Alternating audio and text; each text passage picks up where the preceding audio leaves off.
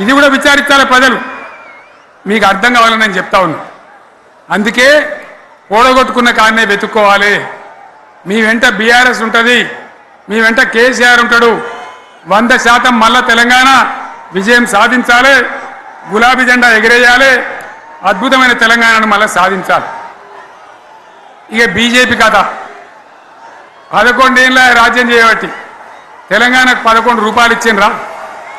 వాటిదే బబ్రాజమానం భజగోవిందం, శుష్కప్రియాలు శూన్యాస్తాలు తప్ప ఏమి ఇయ్యలే.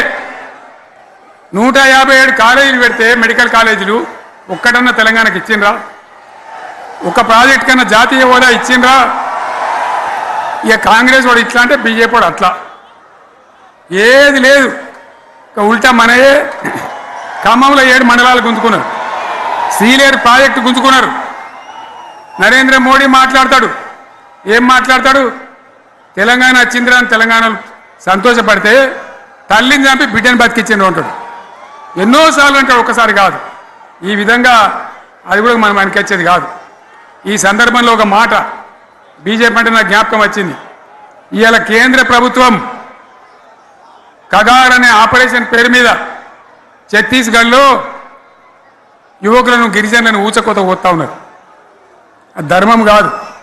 వీళ్ళు ఏమవుతున్నది, నక్సలైట్లు ప్రతిపాదన పెడుతున్నారు. మేం ప్రభుత్వం దగ్గరకు వచ్చి చర్చలు చేయడానికి సిద్ధంగా ఉన్నాము అంటున్నారు. నేను కోరుతా ఉన్న కేంద్ర ప్రభుత్వాన్ని, బలం ఉన్నది కదా అని చంపుకుంటా పోవుడు కాదు, అది ప్రజాస్వామ్యం కాదు. ఆపరేషన్ కగార్ వెంటనే ఆపేయండి. వాళ్ళని పిలిచి, ఆ నక్సలైట్లను పిలిచి డెమోక్రటిక్ స్పేస్ ఇచ్చి చర్చలు జరపండి. వాళ్ళు ఏం మాట్లాడతారో చూడండి. అది కూడా నల్లనా తెల్లనా దేశం ముందరికి రాని. కానీ అట్లా కాదు, మొత్తం ఏరి పారెత్తాం, కోసి పారెత్తాం, నరికి పారెత్తాం అంటే మిలిటరీ ఉన్నది మీ దగ్గర కొడతారు. కానీ ప్రజాస్వామ్యం అనిపించుకోదు.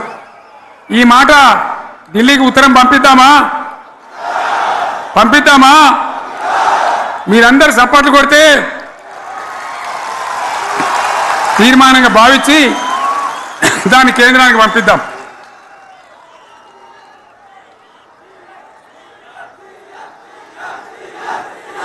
ఇక్కడ 30 లేదు.